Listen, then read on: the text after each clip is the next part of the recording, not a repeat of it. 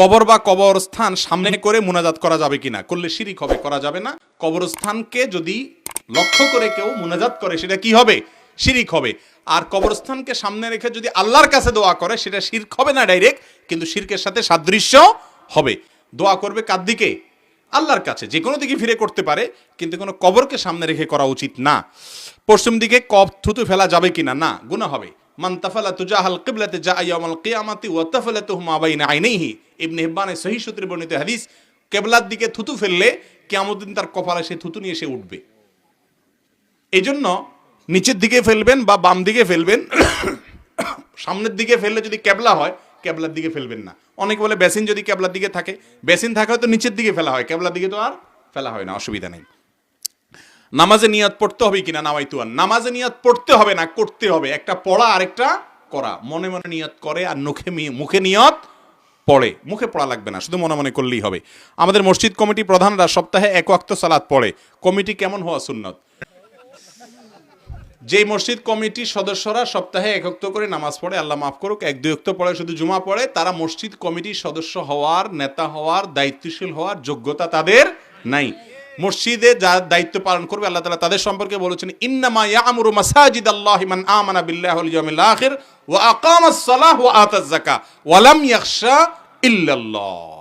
যারা মসজিদের দায়িত্বশীল হবে তাদের জন্য আল্লাহ তাআলা কোরআনে বলেছেন কয়েকটা গুণ থাকতে হবে। 1, আল্লাহর প্রতি ঈমান হবে, আখিরাতের প্রতি ঈমান হবে, 5 ওয়াক্ত নামাজ কায়েমকারী হবে, যথাযথভাবে নামাজ আদায় করতে হবে, সালাত আদায়কারী হইতে হবে, এবং যাকাত দিবে, এবং আল্লাহ ছাড়া কাউকে পরোয়া করবে না, সত্য কথা বলতে পরোয়া করবে না। এই রকম গুণ হলে তখন যে সে কি করতে পারবে? মসজিদের দায়িত্ব পালন করতে পারবে। এখন তো আজকাল যত বড় চোর ডাকাইত হোক না কেন, মসজিদ কমিটির সভাপতি, সেক্রেটারি হইতে কোনো অসুবিধা নাই। কিছু ভালো মানুষ তো আছে, সবাই তো আর খারাপ না।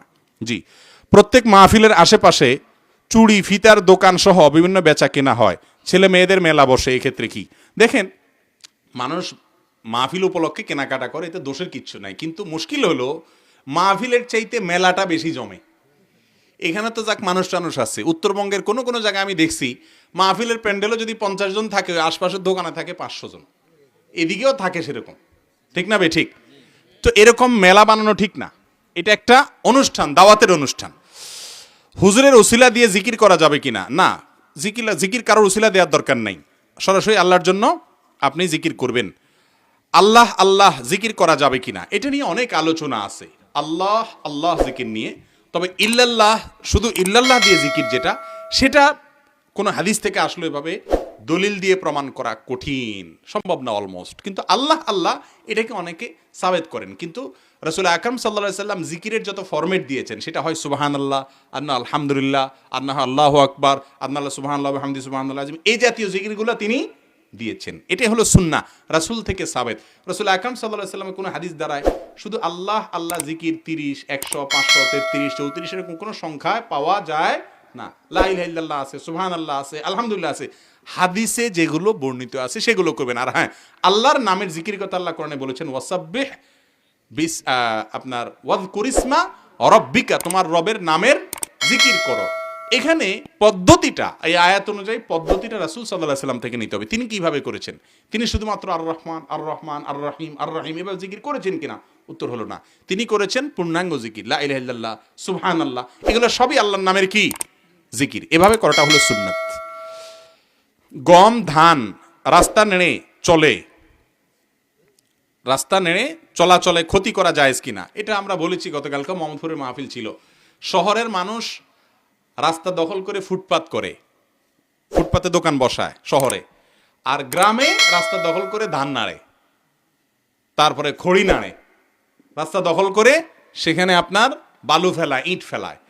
নবী সাল্লাল্লাহু আলাইহি সাল্লাম বলেছেন, ইয়াকুমুল জুলুস আলাত তারিক, রাস্তা দখল করা কি নাই? জায়েজ নাই। রাস্তা আপনার বাপের সম্পদ না, কিন্তু আমরা সবাই করি। ওই যে বললাম, নামে মুসলমান, নামাজে রোজা দাঁড়িয়ে টুপিয়ে মুসলমান আছে বহুত, কিন্তু কাজে কামে মুসলমান পাওয়া যায় না। জায়েজ নাই রাস্তা দখল করা।